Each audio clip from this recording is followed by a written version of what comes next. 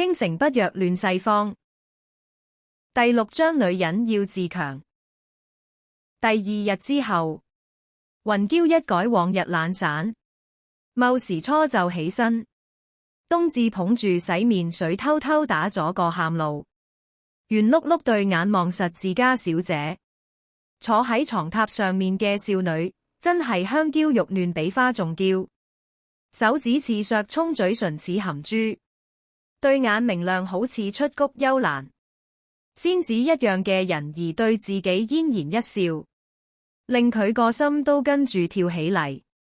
冬至眼中閃出一陣陣光芒，驚喜道：小姐你塊面度疤好返啦。雲嬌點頭，謝天謝地，菩薩保佑。冬至連忙合十對住窗外拜完又拜，口裏面直念阿彌陀佛。雲嬌見冬至開心，都滿臉歡喜。冬至事後雲嬌梳洗，夏荷同黃媽媽呢？咁早都唔見人。雲嬌望住塊鏡裏面認真同自己梳頭嘅冬至問：黃媽媽大概仲瞓緊，夏荷家姐一早就喺外面等緊啦。冬至氣呼呼回答，仲以為佢哋就咁住喺碧霞苑添。雲嬌睇落漫不經心，實際內心已經打定主意要清理個院。講好聽係伯府的小姐，實際上待遇連個丫鬟都不如。夜大一個清風院，竟然只有3個下人。夏荷係佢身邊嘅大丫鬟，冬至係3等小丫鬟，黃媽媽就係清風院嘅管事婆子。講好聽係大丫鬟同管事婆子，實際上呢2個都係秋姨娘嗰邊嘅眼線。阿媽留俾佢嗰啲人，早就被用各種理由賣走咗。除咗冬至，剩低2個一日到黑乜嘢都唔做，仲成日走去碧霞苑嗰邊獻殷勤。就算冇去碧霞苑，都實係匿埋喺邊度偷懶。佢個院裏面一應大小雜事，一直係冬至做。好彩清風院雜事唔多，冬至又係個勤力忠心嘅，一切睇落都算井井有條。呢2個人除咗偷懶仲可以做乜？夏荷今日破天荒等喺門外，真係稀奇。小姐，你做緊乜嘢？只見雲嬌3兩下就喺塊面畫咗道疤，令到原本靚嘅塊面變得醜陋不堪。噓，雲嬌做個收聲動作。你話我嗰位未婚夫知道我毀容，仲會唔會娶我？冬至驚訝，點可以咁？二小姐不知幾想你和黃公子解除婚約，你咁做唔係正中佢下懷咩？男人都睇重外表。黃公子一旦知道小姐容貌有損，話唔定就會借啲意毀婚。昨日二小姐講嘅說話，佢記得清清楚楚。無論係真係假，自家小姐都唔可以咁做。如果唔係真心愛我，嫁過去咪又係受罪。你記唔記得劉家姑娘？早年劉家太爺同錢家太爺關係一直好好。於是就同孫輩定咗娃娃親。劉家3代經商，逐漸喺青州站穩腳跟，而錢家出咗個讀書好料，走上仕途。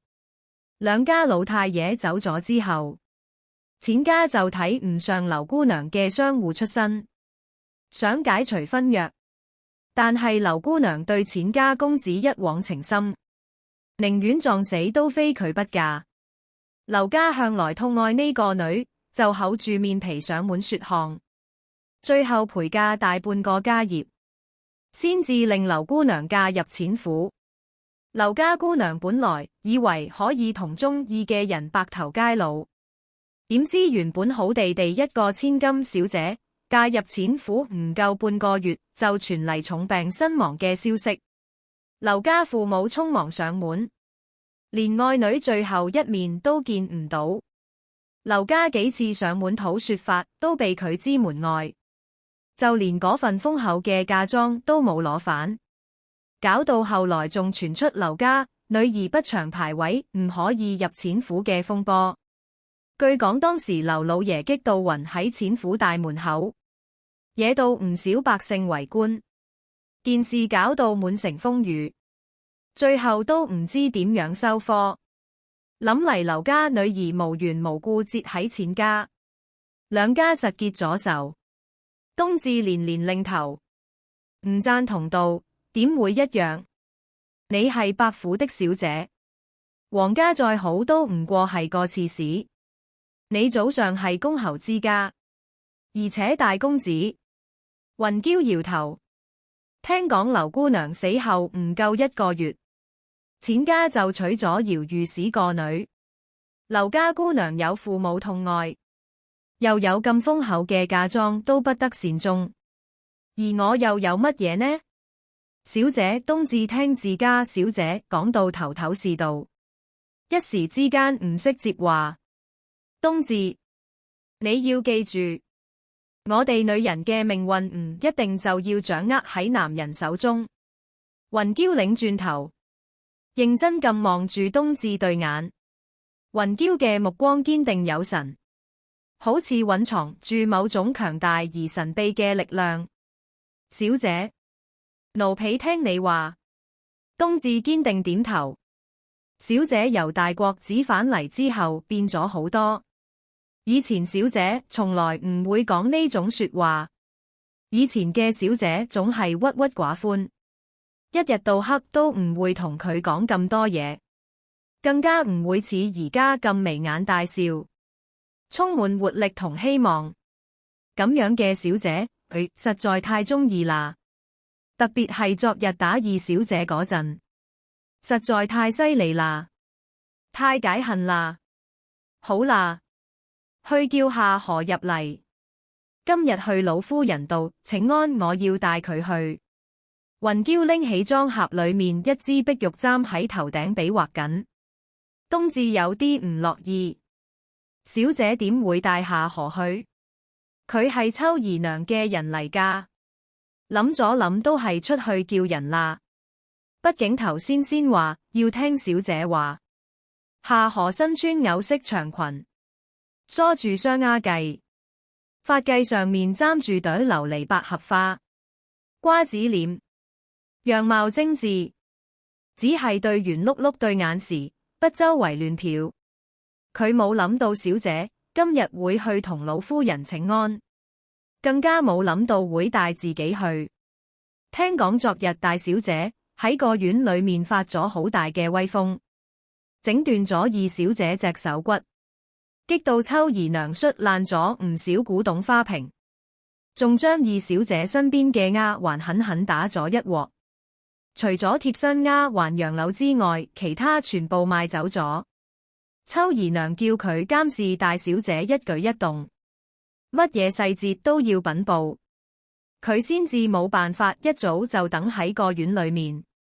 夏荷入嚟嗰陣，正見到雲嬌戴反塊面紗，眼角下面一撇唔合時宜嘅傷疤一閃而過，佢對眼一亮，即刻行上前，殷勤道：小姐今日呢身打扮真係靚，不如戴埋呢支金釵，流光溢彩先至顯得更加大氣嬌貴。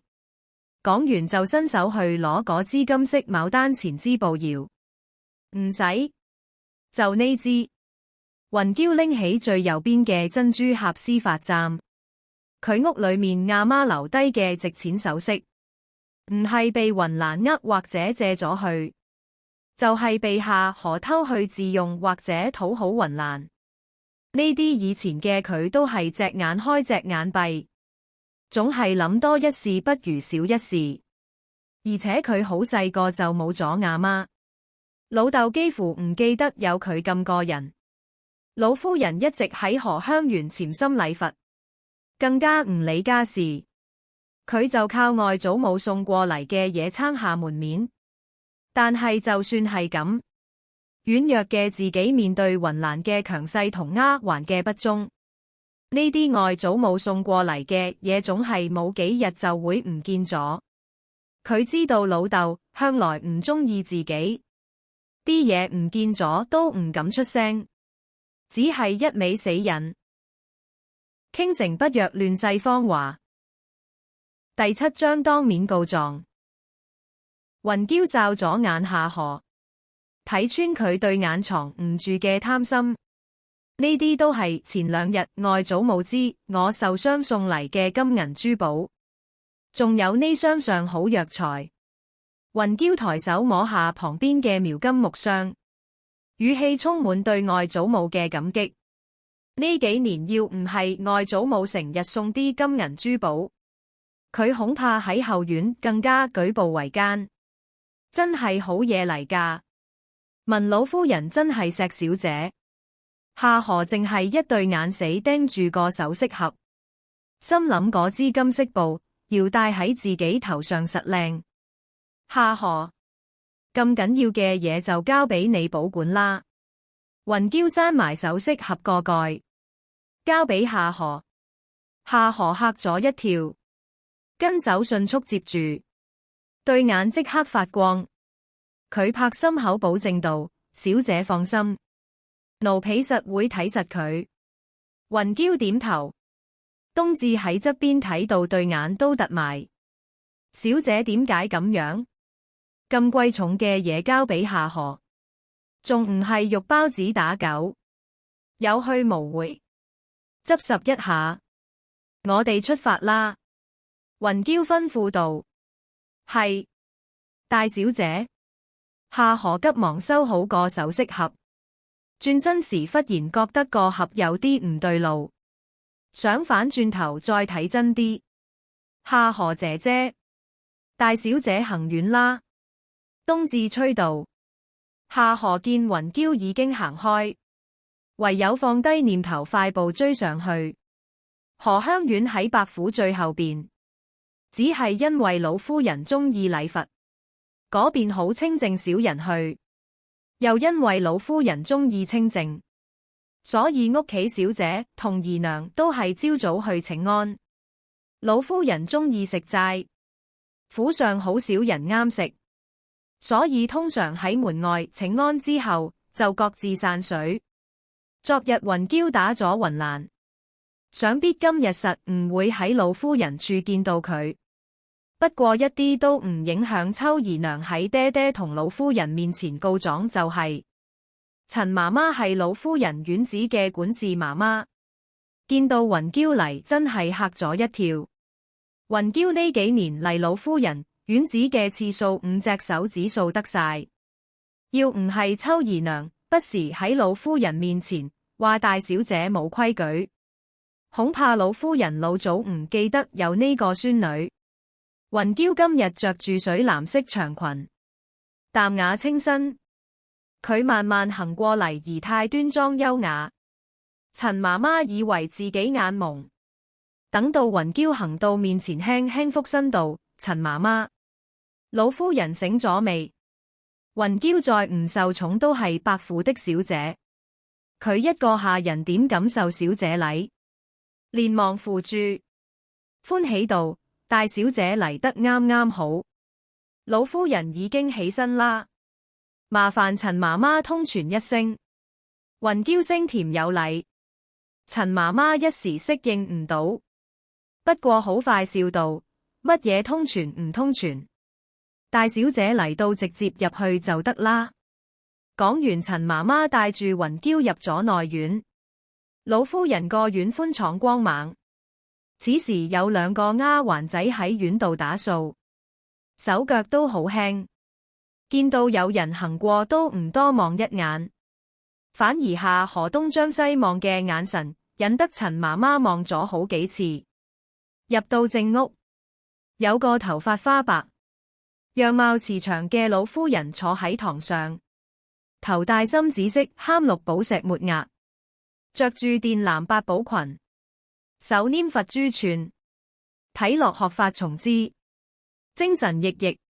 雲嬌見過祖母，儀態端方，舉止有道，禮數亦好得體。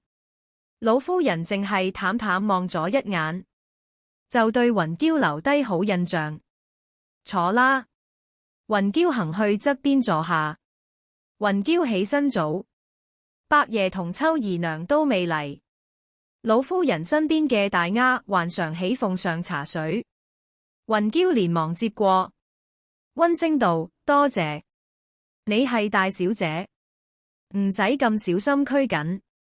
老夫人見雲嬌對下人都咁謙虛有禮，諗嚟諗去都係因為性格懦弱，祖母教訓得啱。雲嬌連忙起身行禮，老夫人點頭。冇幾耐，伯爺沈海峰大步躝入嚟，把聲洪亮，帶住陣陣微風。個仔見過阿媽。沈海峰嘅到嚟令老夫人塊面多咗絲笑意。老夫人問咗啲瑣碎事，沈海峰坐低之後，先至睇到靜靜企喺度嘅雲嬌。佢皺眉問道：你點解過嚟？把聲帶住淡淡嘅疏離，好似雲嬌唔係佢個女，而係個陌生人。個女見過爹爹。沈海峰入嚟時，雲嬌就已經起身迎接，而家見佢坐低，連忙上前見禮。雲嬌嘅做法有禮有節，佢一時揾唔到錯處。不過一諗起琴日雲蘭塊面腫到豬頭咁，同唔知幾時先會好嘅手腕，心入面漸漸有啲嬲。不過佢都記得呢度係老夫人個院，老夫人鍾意清靜，呢種事大可唔使喺呢個時候攞出嚟講。雲蘭身子唔舒服，鳳仙要照顧佢，今日就唔過嚟請安啦。沈海峰同老夫人講，秋姨娘原名秋鳳仙。老夫人眼皮跳咗跳，但係不動聲色咁點頭。陳媽媽見到咁，連忙吩咐丫鬟們上餸。成台簡單齋菜喺雲嬌眼入面已經係美味。畢竟佢喺清風院食完上餐，唔知下餐喺邊。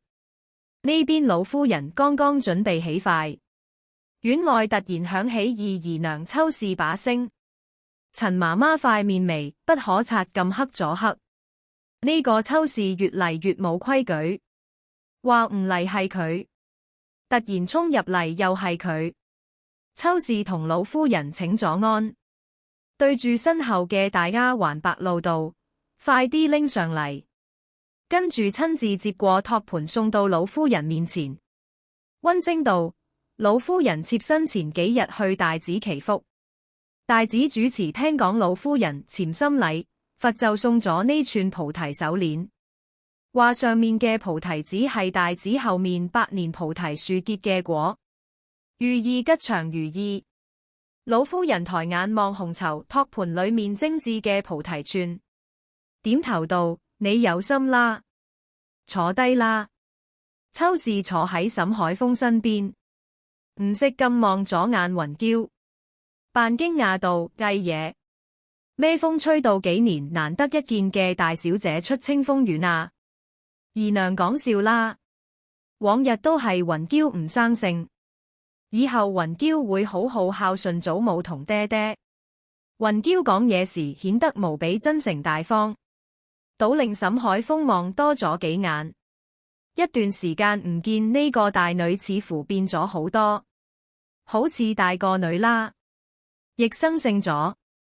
見你咁生性，我都安心啦。只係蘭兒縱使有唔啱你，都唔應該出手打人。女仔家最緊要樣貌，你咁一巴打落去，蘭兒恐怕半個月出唔到門口。傳出去實話，伯府的小姐囂張跋扈，唔識規矩。皇家若果借啲意退婚，點算好？秋氏一副苦口婆心教女嘅樣。沈海峰眉頭皺起，都話咗唔可以喺老夫人面前提皇家有意退婚嘅事。呢個秋氏當佢說話係耳邊風咩？老夫人面不改容，望咗眼陳媽媽。陳媽媽會意，忙將筷子遞俾秋氏。秋氏掃咗眼成台靜靜食飯嘅幾個人，心入面激氣到極。老爺一向痛愛蘭兒，今次卻為咗面子同名聲封鎖雲嬌打蘭兒嘅消息，對蘭兒受嘅委屈不聞不問。今日佢本來就唔想同呢個老太婆請安，點知聽講雲嬌破天荒出咗院子，為咗搞清楚呢個丫頭玩咩把戲，佢唯有厚住面皮過嚟。本以為將件事捅上老夫人度，老夫人實會懲罰呢個毆打妹妹嘅大小姐，點知個老太婆硬係不聞不問，成個啞巴咁。秋氏用力咬住舊蘿蔔，一對怨毒嘅眼直勾勾盯住雲嬌。若果係往日嘅雲嬌實會坐立不安，但今日嘅雲嬌好似完全唔覺，將佢殺人般嘅眼神忽略得乾乾淨淨。果然轉咗性子。等到雲嬌除低塊面紗食飯時，秋姨娘睇清雲嬌臉上明顯嘅傷痕，個心總算舒服啲。咁醜樣嘅容貌恐怕嫁唔到俾皇家啦，都係伯府嘅小姐，佢個蘭兒都唔差。傾城不若亂世芳華。第8章消失嘅夜明珠。點解你傷得咁嚴重？沈海峰蹙眉。那日秋氏帶住2個女去刺史府赴宴，唔知點解雲嬌唔小心跣親，聽講塊面撞親石頭，佢都去睇過幾次。秋氏話冇乜大礙，咁叫冇大礙？沈海峰不滿咁望住秋氏，秋氏連忙按住心底嘅暢快，傷心道：老爺有所不知，大小姐呢度傷見到骨頭，要唔係當時求醫及時，恐怕連命都保唔住。老爺唔係叫我帶大小姐去大紫祈福咩？主持話大小姐吉人天相實會好返嘅。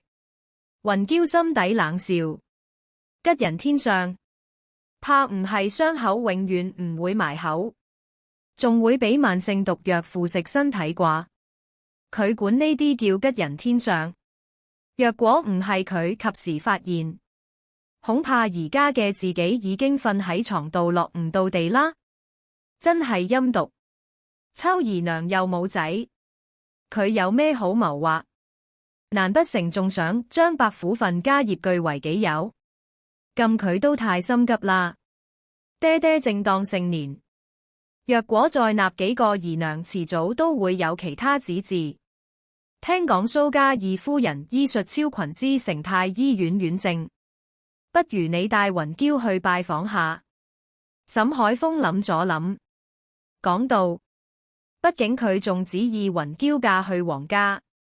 咁多年伯府男丁得沈南星一個，嗰個衰仔喺外面癲夠，始終都係要返嚟嘅。伯府將來都係要靠個仔振興，佢而家可以做嘅就係幫佢鋪好路。秋姨娘擰咗擰，睇嚟老爺仲未放棄雲嬌，難道雲嬌一定要嫁俾皇人要咩？點得啊？咁佢個蘭兒點算？都係老爺諗得周到，我過幾日就同蘇夫人落拜帖。秋姨娘皮笑肉不笑，乾咁應承。雲嬌心底冷哼，恐怕秋姨娘而家個心已經激氣到就快爆炸。呢一餐飯恐怕只有秋姨娘食得最唔安樂，雲嬌食得最多，個肚飽先可以做後面嘅嘢。食完飯，沈海峰同秋氏逐一離開，雲嬌亦行禮告退，企喺度。你唔准走！清脆嘅聲喺眾人身後響起。沈海峰本來已經行到院中間，聽到有人大叫，望轉頭去睇，秋姨娘亦驚訝咁望住嗰個人，心諗乜嘢人夠膽喺老夫人個院度大呼小叫？只見回廊下企住個紫衣女子，嗰個女子滿面憤怒盯住一處，正係雲嬌所在嘅地方。你呢個小偷唔准走！嗰個紫衣女子怒氣沖沖跑過嚟，伸開手臂攔住雲嬌嘅去路，橫眉怒目道。雲嬌聽到之後面色大變，沈海峰都係一臉茫然，秋氏先係茫然，跟住就係一副睇好戲嘅表情。陳媽媽本來企喺門口送客，聽到咁講，奇怪咁望住嗰個女子。大堂裏面閉目養神嘅老夫人緩緩睜開對眼，院裏面所有人都係一副百思不得其解嘅表情。荷香院有常喜、常樂、常安三個大丫鬟近身侍候老夫人，又有丫鬟仔9個負責各處事務。而陳媽媽係老夫人娘家帶過嚟嘅，所以統管成個荷香院。常安係3個大丫鬟裏面年紀最細嘅，又係陳媽媽嘅遠房侄女，平時有咩事大家都會照顧佢。佢為人比較單純天真，而家喺大庭廣眾指住大小姐，仲講出咁嘅說話，大家都十分震驚。廳堂裏面老夫人坐喺上位，沈海峰坐喺右側，秋氏喺左側，陳媽媽隨同侍候老夫人，常安跪喺廳中，雲嬌企喺常安身側。夏荷喺較遠嘅門口處，成個大廳一片寂靜，好似有隻無形嘅手握住喉嚨，令人連呼吸都唔敢用力。寂靜嘅大廳只有常安索索下嘅喊聲。陳媽媽恨鐵不成鋼道，喊有乜用？常安，你講清楚究竟發生咩事？常安望咗眼陳媽媽道。老夫人，你供奉佛主粒夜明珠唔見咗。常安喊到撕心裂肺，今日係佢負責佛堂噶。老夫人聽到之後面色大變，豁然起身。陳媽媽即刻帶咗2個丫鬟仔去偏殿查看。老夫人酷愛禮佛，大寺離伯府較遠，沈海峰就專登為老夫人喺偏殿設置一處小佛堂。粒夜明珠係老夫人花重金求得之物，放喺佛堂裏面專供佛主。呢個係伯府所有人都知嘅事。冇幾耐，陳媽媽帶住丫鬟仔返嚟，驚慌道：老夫人，真係唔見咗，嗰粒係價值千金嘅夜明珠，老夫人使咗好多睇幾錢先買到㗎。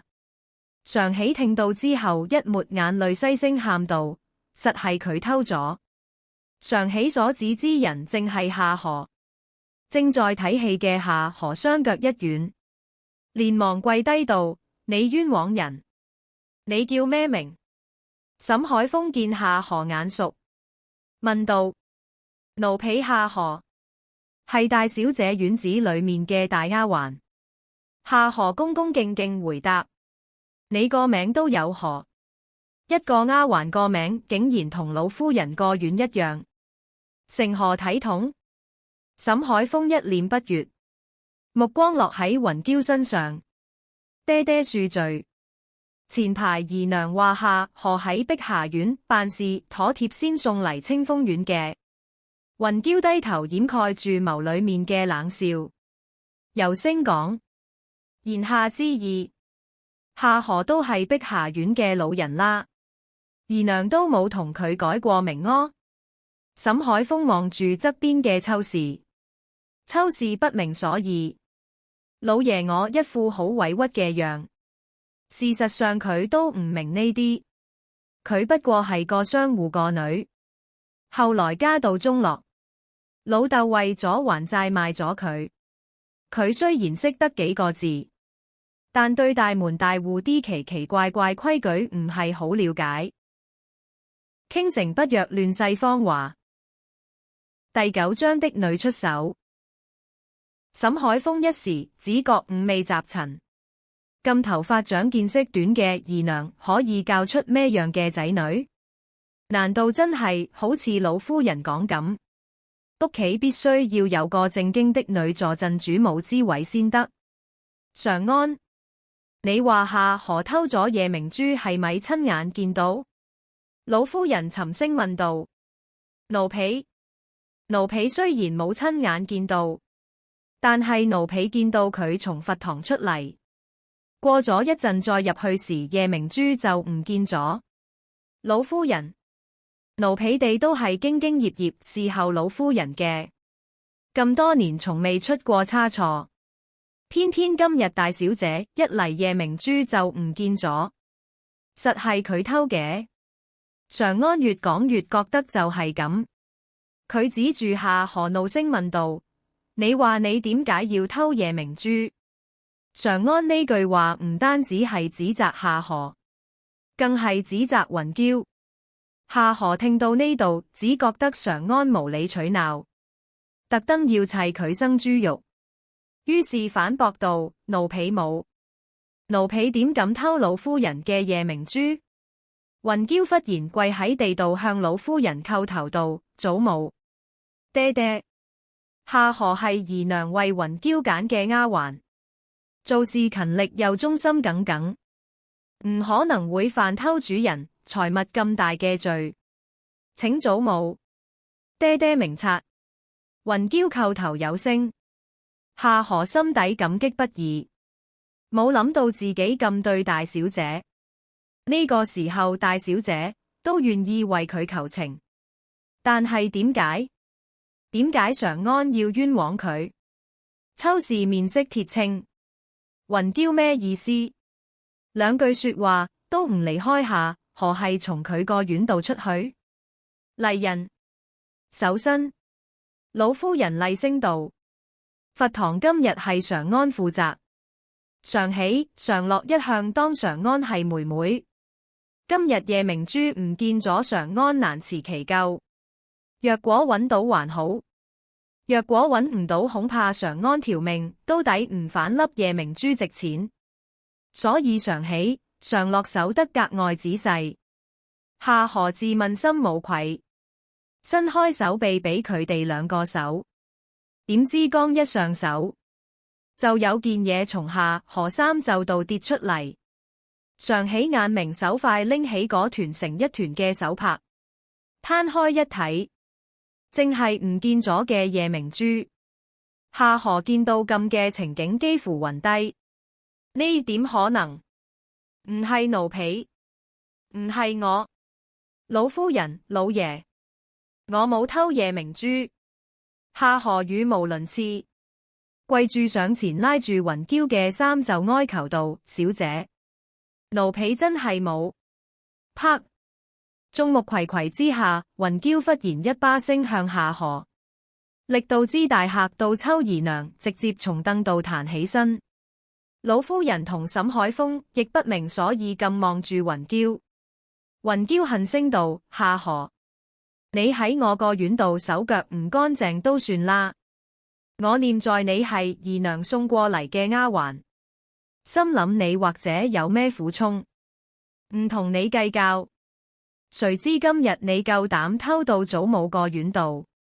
夏河按住半邊又痛又麻嘅面，難以置信咁盯住雲嬌。祖母、爹爹。雲嬌管教下人不嚴，請祖母、爹爹責罰。雲嬌對住堂上拜完又拜。夏河望咗眼秋姨娘，腦裏面閃過一道光，跟手指住雲嬌尖聲驚叫道：係你，係你，老夫人係大小姐叫我偷嘅。夏河諗住，只要拉埋大小姐落水，件事就同自己無關啦。而且鏟低大小姐秋姨娘實會俾一大筆賞賜佢。雲嬌，呢次就係你唔啱啦，你欠啲乜嘢淨係同姨娘講，點能夠指使丫鬟偷嘢呢？仲係老夫人供奉佛主嘅夜明珠，怕係要俾菩薩怪罪啦。秋姨娘眼珠一轉，總算有自己發揮嘅地方啦。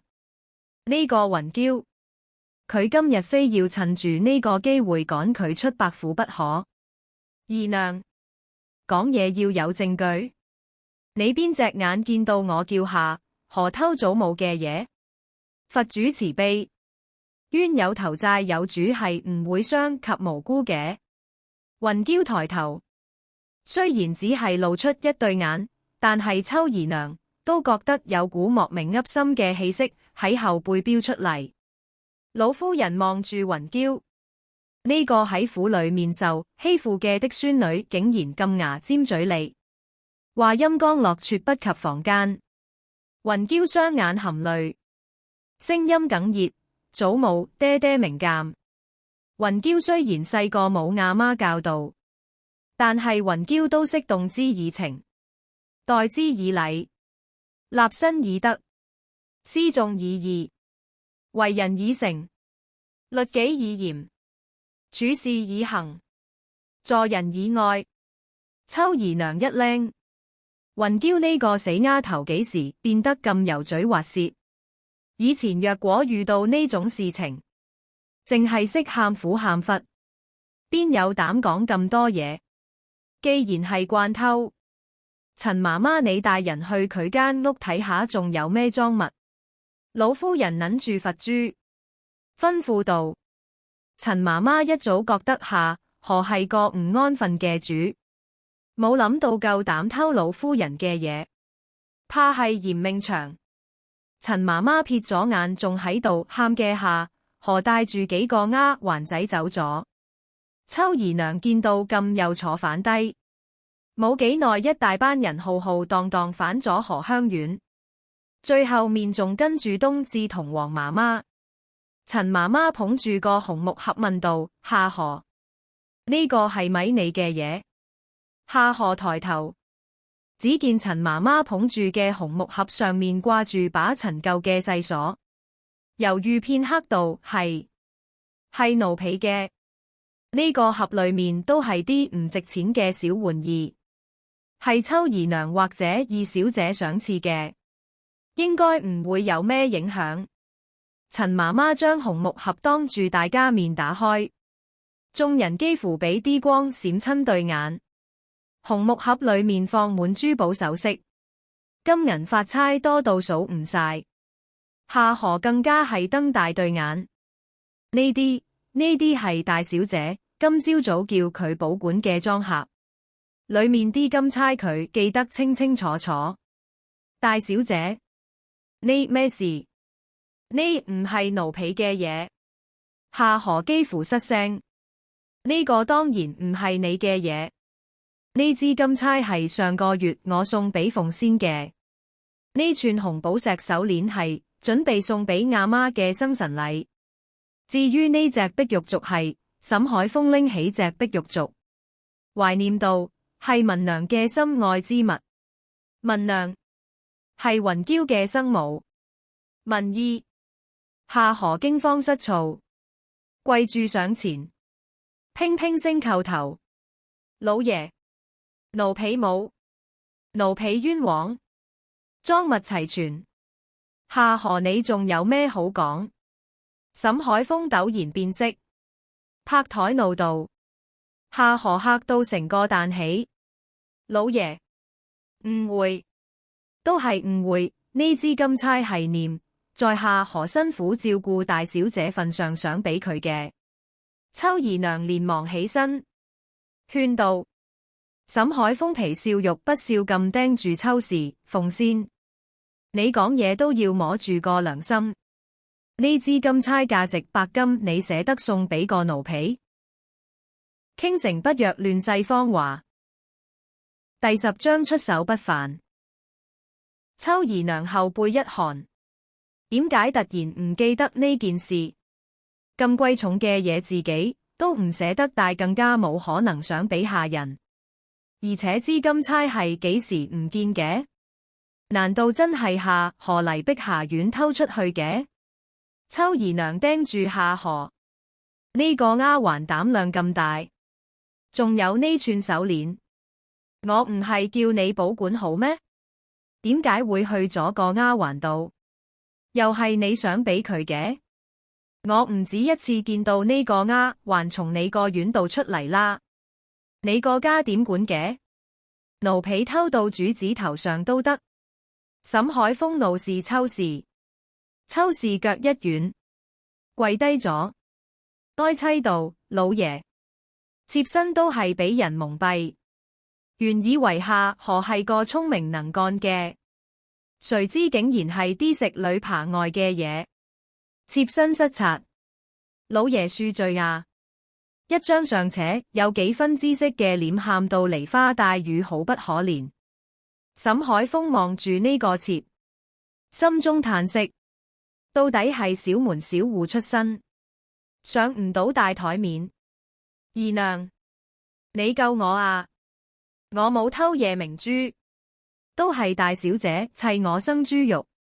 夏河跪住就想撲去攬實秋氏隻腳，秋氏連連後退。彩青眼明手快，一腳踢喺夏河心口度，夏河差啲透唔到氣。麗人，將呢個丫鬟打20板，賣咗佢。老夫人一聲令下，門外即刻湧入幾個粗使婆子，拖住夏河就往門外走。拖遠啲，唔好整污糟老夫人個院。沈海峰道：二娘，二娘救我！係，快啲塞住把口。秋氏俾彩青打個眼色，彩青拎出懷裏面手帕塞入夏河個口度，廳裏面一下子靜咗落嚟。老夫人，我問過清風院嘅婆子丫鬟，呢啲確實係夏河嘅嘢。陳媽媽附喺老夫人耳邊度，你哋兩個點做嘢㗎？夏河偷主子嘢都冇發現。老夫人盯住冬至同黃媽媽，兩人聽到之後嚇到跪喺地度，唔敢亂動。老夫人，夏河做咁嘅事，老奴都唔知情。佢成日一個人跑出個院，院裏面就得奴婢同冬至兩個人，忙到一頭煙。黃媽媽壯住膽細聲道：老夫人佢亂講。佢同夏河係一伙嘅，佢哋總係兩個人一齊出個院，成日都見唔到人。冬至跪住上前憤恨開口：陰公小姐成日連啖熱飯都食唔到，講講下竟然抹起眼淚嚟。雲嬌心中嘆息：呢個丫頭膽量真大，喺老夫人面前都夠膽無禮。老夫人幾聰明，雖然唔理家事，唔代表乜都唔知。雲嬌喺後院過咩日子，佢點會唔知？只係以前雲嬌自己都隱埋，唔為自己着想。佢呢個老太婆都唔好將手伸去佢個院度，將呢個偷懶嘅老婦一齊趕出去。老夫人發話，幾個丫鬟拖住黃媽媽就走。冬至可高興啦，咁樣即係趕走咗秋姨娘嘅眼線，又肅清咗清風院。清風院冇下人唔得，我而家就派幾個可心嘅丫鬟過去。秋姨娘連忙講道。冬至一急就想開口，雲嬌偷偷做個噤聲嘅手勢，唔使啦。老夫人冷聲開口：陳媽媽，你聽日搵個牙婆，等雲嬌自己揀幾個丫鬟。係，奴婢明白。陳媽媽應聲。常安，你攀咬大小姐。祖母，呢件事同常安姐姐無關，係孫女管教下人不周，令祖母爹爹受驚，亦令佛堂不安。孫女願意喺佛堂抄經文7749日，以還菩薩安寧。雲嬌聲音懇切，又係伏地一拜。老夫人輕輕點頭。秋氏管家不嚴，眾奴欺主自己去祠堂誦經3日。老夫人望住秋氏，秋氏面色鐵青，但係唔敢反駁。我攰啦，你哋返去啦。老夫人疲憊扶額，陳媽媽趕忙扶住去裏面休息。跪喺地道嘅常安同雲嬌等人終於可以起身。冬至怕雲嬌跪得太耐企唔穩，連忙上去扶住，多謝大小姐求情。常安知道自己今日有啲衝動，雲嬌微微點頭，常喜常樂拉住滿面淚痕嘅常安離開。早已經等喺院外嘅徐管事聽到呢邊事情結束，趕忙跑入嚟對住沈海峰一陣耳語。沈海峰望咗眼，雲嬌匆匆離開。秋氏行過雲嬌身邊沉聲道：真係犀利嘅一出戲啊！二娘，唔好忘記我呢度傷係點樣嚟嘅。清冷冷把聲好似一條尖刺，直插入秋姨娘耳仔裏面。秋氏擰轉頭望過去，雲嬌彎彎嘅眼角唔單止冇半點笑意，仲隱約帶住一股殺氣。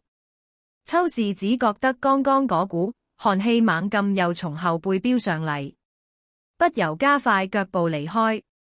返到清風院，冬至高興到直拍手：小姐你太犀利啦！你係點樣做到㗎？雲嬌淡淡一笑。